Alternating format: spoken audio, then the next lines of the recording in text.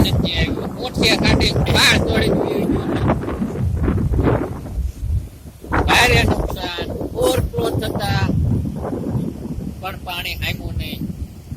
સીધી ગતિએ પાણી એટલા ડેમમાં પાણી પહોંચી ગયું છે. મોઠિયા કાઢી ગયું છે. રોડ બધું તોડી નાખ્યું છે.